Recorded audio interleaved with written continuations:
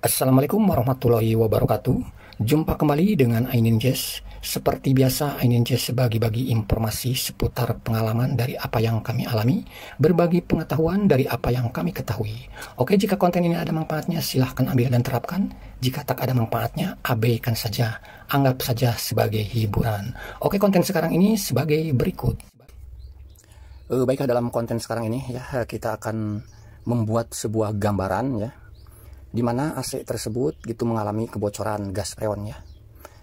Kenapa kami membuat seperti ini tuh hanya sekedar untuk gambaran, terutama bagi customer ya yang yang sedikit kurang mengerti masalah dari kebocorannya gas freon gitu ya. Kurang mengerti dari yang kami sampaikan di sini tuh begini. AC pemilik pelanggan gitu ya, yang mengalami kebocoran itu, berkurangnya tekanan gas freon itu selama 1 bulan atau mungkin setengah bulan, itu anggapan beliau itu rata-rata kebocorannya itu besar gitu loh.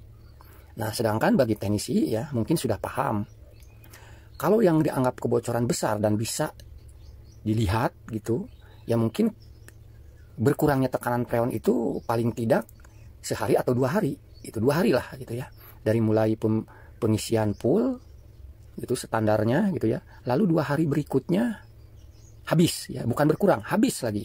Nah, itu baru bakalan kelihatan titik kebocorannya. Nah, tetapi bagi customer ya, berkurangnya gas freon selama 1 bulan, bahkan mungkin hanya 2 minggu, itu dianggapnya bocornya itu gede gitu loh.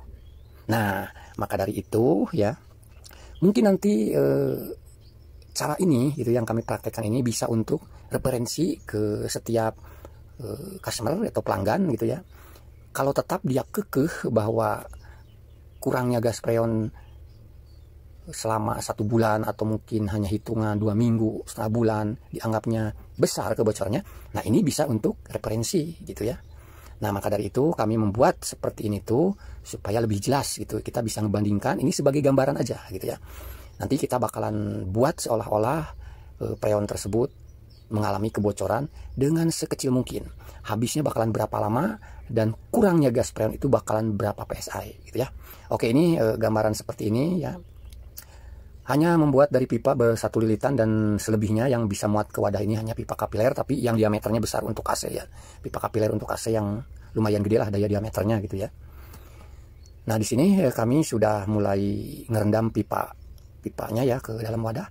Nah, nanti kita di sini kita isi dengan gas freon gitu ya. Jadi di sini isi gas freon dari pentil tersebut, ujungnya itu ada di dalam wadah yang direndam air. Ujungnya nanti kita perkecil gitu ya. Tetapi sebelum diperkecil kita lihat dulu ya. Kita lihat dulu, kita los dulu tanpa diperkecil lubang dari ujung pipa yang direndam air itu ya. Nah, ini masih belum saya gepengin gitu ya.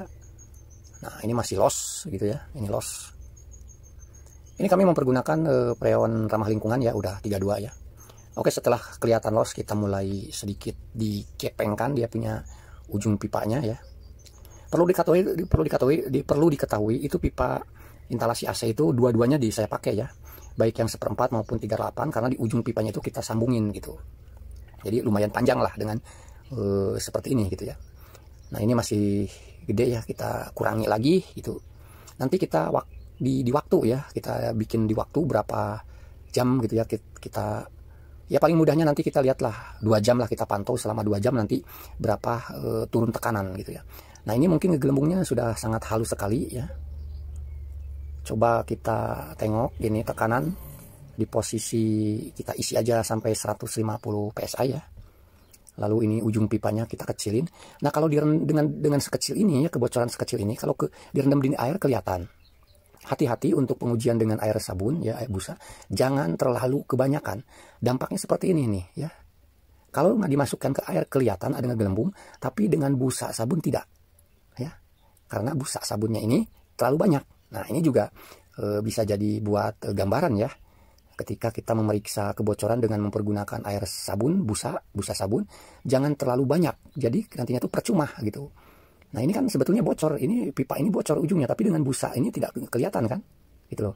Karena busanya terlalu banyak gitu. Lucu ya, bisa dengan busa seperti ini nggak kelihatan gelembung ya. Luar biasa ini.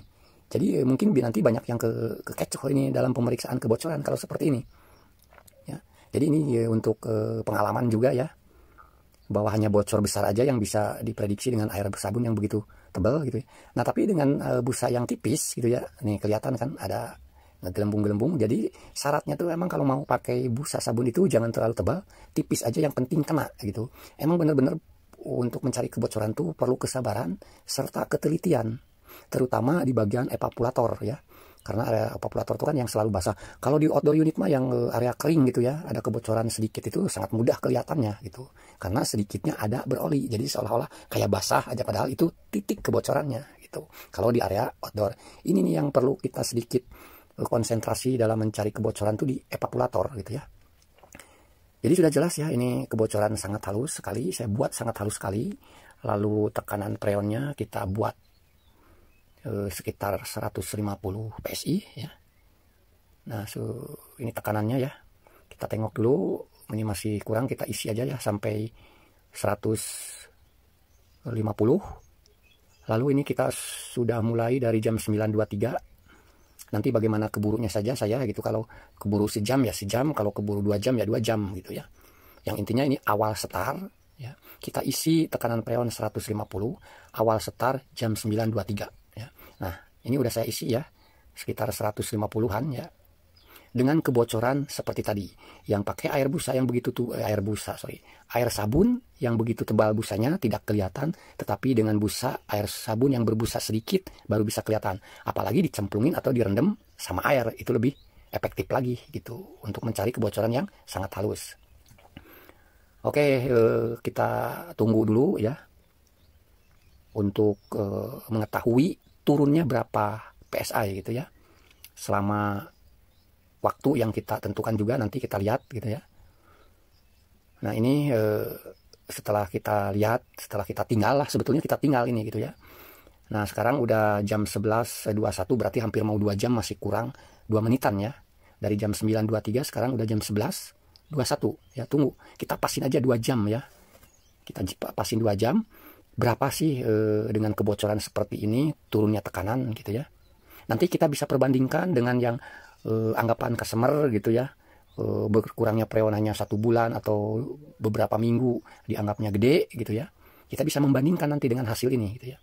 Oke, ini tinggal 1 menit lagi ya, kita kepasin aja, kita pasin 2 jam lah gitu ya. Oke, ini sangat halus sekali kalau dengan posisi direndam ya. Emang paling efektif sih seperti ini ya, bongkar evaporatornya, sediakan bak yang sepanjang evaporator itu, rendam gitu aja. Kalau dengan busa sabun tidak kelihatan gitu, dengan air direndam insya Allah ketahuan gitu ya. Cuman ya itu perlu sabar ya, mungkin hari ini pas direndam gak kelihatan, mungkin nanti beberapa jam ada ngegelembung gitu ya. Emang itu perlu proses, dipantau terus gitu, dicari benar-benar secara detail, diperhatiin, terutama di evaporator gitu ya. Kalau evaporator bagus, kondensor bagus, udah instalasi aja yang bermasalah gitu aja. Instalasi nggak usah dicari lah, instalasi ganti kalau mudah gitu ya. Oke, ini waktunya sudah tepat jam 11.23, berarti udah 2 jam. Kita lihat tekanannya berapa turunnya. Nah, turun ya. Dari 150 turun menjadi 120. Berarti selama 2 jam itu dengan kebocoran halus seperti itu turun 30 PSI. Ya, 30 PSI selama 2 jam. Berarti kalau sejamnya sekitar 15 PSI. Itu kan? Oke bosku, ini sedikit agak serak gini ya. Lagi pilek lah. Kita ulangi lagi bosku ini ya. Direndam pakai air bisa kelihatan ngegelembung, lihat. Busa ini tidak ngegelembung bosku, no. Lihat ya. Karena ini saking halus banget ini bocornya ya.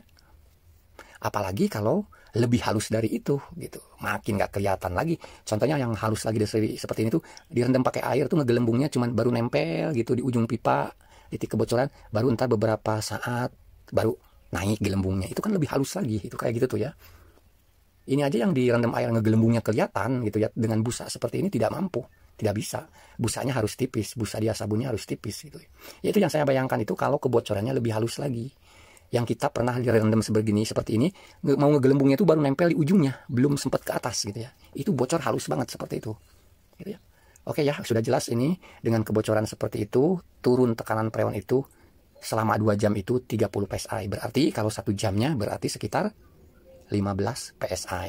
Nah sekarang kita kembali keperhitungan ya, keperhitungan dalam jangka waktu sekian lama berkurang, berapa per jamnya berkurang. Saya ambil contoh ya, saya punya pelanggan gitu ya, sedikit cerita dulu nggak apa-apa ya, mudah-mudahan yang selalu menyimak konten kami tidak bosan dengan oceh-ocehan kami ini gitu ya. Kami bercerita dulu, saya punya pelanggan gitu ya, udah lumayan lama lah, bertahun-tahun gitu. Cuman sekalinya memanggil dengan keluhan AC tidak dingin, saya benar-benar tidak sempat. Karena lagi kerja nanggung di tempat lain.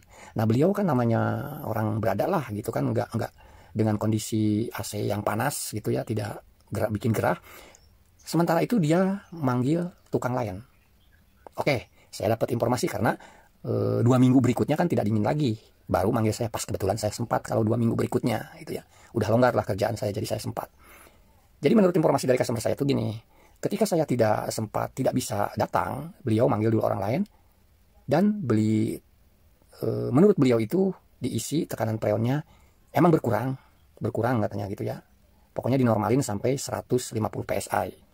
Emang betul berasa udah bagus dingin gitu ya. Tetapi dalam 2 minggu, ya 2 minggu kembali lagi tidak dingin, gerah lagi di kamar. Nah 2 minggu tersebut baru manggil saya. Ya tentu dong, saya juga begitu datang saya langsung fokus ngecek dulu tekanan freon. Wah ternyata betul, pipa di komplek pipa di nempel outdoor itu sudah jadi bunga es, ada tumpukan bunga es gitu ya. Begitu saya datang, awal start saya nyalain itu, lalu saya cek tekanan freon. Mungkin nanti kalau itu masih ada videonya ya, nanti saya tampilkan juga ya. Begitu saya cek, freonnya itu turun, bukan habis ya, turun hingga 48 PSI, hampir mendekati 50 PSI. Anggaplah 50 PSI gitu ya. Hanya tersisa 50 PSI.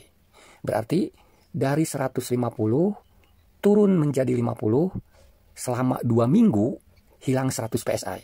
Nah, di sini 100 PSI hilang, dianggap customer yang kurang paham atau tidak mengetahui, kurang begitu hafal, dianggapnya kebocorannya itu gede gitu loh. Oke, sekarang kita perhitungkan ya dengan praktek yang tadi kita praktekkan ya. Kita bisa dari sini kita bisa memperhitungkan ya. Contohnya begini, 14 hari itu sama dengan berapa jam? Gitu kan? 14 hari itu kan seharinya itu kan 24 jam. Berarti 14 hari dikali 24 jam sama dengan 336 jam. Jadi 14 hari itu sama dengan 336 jam. Oke, kalau yang nyimak ini boleh silahkan langsung sambil dihitung pakai kalkulator lah. Kalau saya salah ya mungkin nanti dikoreksi ya, gitu ya perhitungan saya. Oke, sudah ketahuan. Jadi ya selama 336 jam itu kehilangan gas freon 100 PSI. 336 jam ya. Nah, sementara yang kami uji itu dengan kebocoran yang sekecil itu pun ya, per jamnya itu 15 PSI hilangnya per jam. Nah, sekarang kalau seumpamanya kita kalkulasikan kehilangan freon sebanyak 100 PSI dibagi, kita mau dihitungkan ke per jam ya. Kehilangan 100 PSI tekanan freon dibagi selama 14 hari itu sama dengan 336 jam. Berarti per jamnya berapa? 0, bosku. 0,297 PSI. Buset deh. Itu kecil banget. Kebocorannya halus banget. Tolong dikoreksi kalau perhitungan saya salah ya, tolong dikoreksi. Nanti di komentar silahkan hasil koreksinya ketika perhitungan kami ini salah, tolong dibetulkan ya. Jadi menurut saya itu begitu. Ini yang kami tadi tampilkan di uji itu ya, di praktek itu, untuk memastikan seperti ini perbandingannya, gambarannya gitu ya. Jadi kita sudah bisa ngebayangkan ya, dengan sekecil yang kami tampilkan itu aja ya,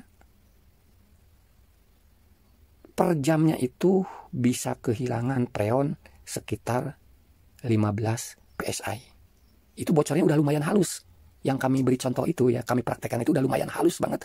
Bahkan dengan busa sabun aja tidak mampu mendorong busa sabun. Harus dengan busa sabun yang tipis. Itu kan udah termasuk halus. Apalagi ini yang kehilangan 100 PSI tekanan freon selama 336 jam sama dengan 14 hari sama dengan setengah bulan, berarti per jamnya itu gas freon itu hilang, tekanannya itu hilang, kisaran 0,297 PSI, kurang lebihnya seperti itu.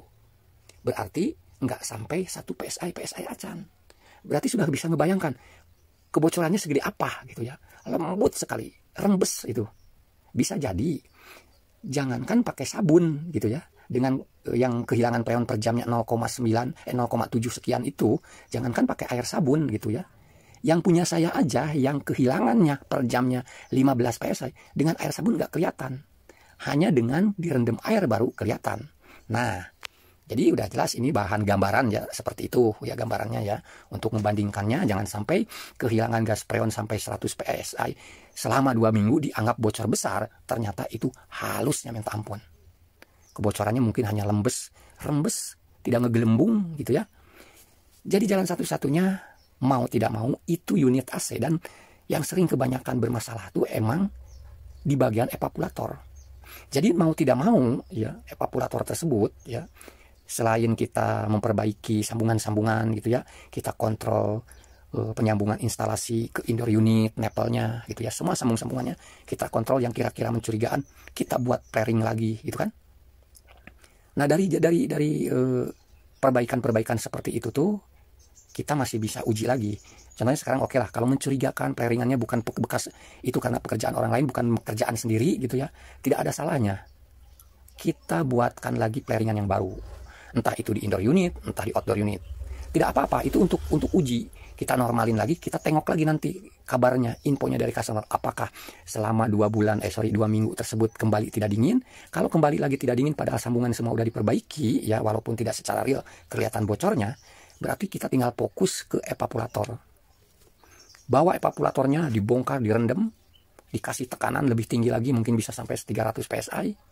Dan itu pun harus dipantau benar-benar, teliti, karena ini kebocorannya sangat halus sekali ya. Tadi yang kami katakan, kalau di outdoor unit insya Allah pasti, walaupun sekecil apapun pasti kelihatan, karena bagian outdoor kondensor posisinya kering, tidak seperti di indoor unit, di evaporator gitu ya. Oke, mungkin ini bisa dijadikan referensi untuk customer-customer para teknisi, praktek atau perbandingan-perbandingan ini, perhitungan-perhitungan ini gitu ya. Jangan sampai kita punya customer itu memperkirakan freon habis sekian minggu dianggap bocornya gede gitu ya. Padahal dengan praktek seperti ini sudah sangat diketahuinya, sudah sangat bisa diperbandingkannya gitu ya. Oke, itu saja informasi dari kami. Mudah-mudahan sedikitnya ada manfaat. Mohon maaf seperti biasa kalau kami itu sedikit banyak ngomong emang, karena kami itu pengen segala sesuatu itu menjelaskan secara rinci dan detail gitu ya. Kalau emang dianggap penjelasan kami ini terlalu bertele-tele atau terlalu lama, ya mungkin bagi yang sudah tahu apa yang kami jelaskan gitu ya. Tetapi kalau yang masih awam itu mungkin bakalan disimak sampai tuntas gitu ya. Oke, itu saja ya informasi dari kami, semoga sedikitnya ada manfaat. Terima kasih. Baik, itu saja yang bisa kami sampaikan, semoga sedikitnya ada manfaat. Terima kasih bagi Anda yang sudah mensupport channel kami. Semoga Anda, kita semua selalu diberikan kesehatan, dimudahkan berbagai macam urusan. Amin, amin ya robbal alamin. Terima kasih. Assalamualaikum warahmatullahi wabarakatuh. Salam Ainin Jazz.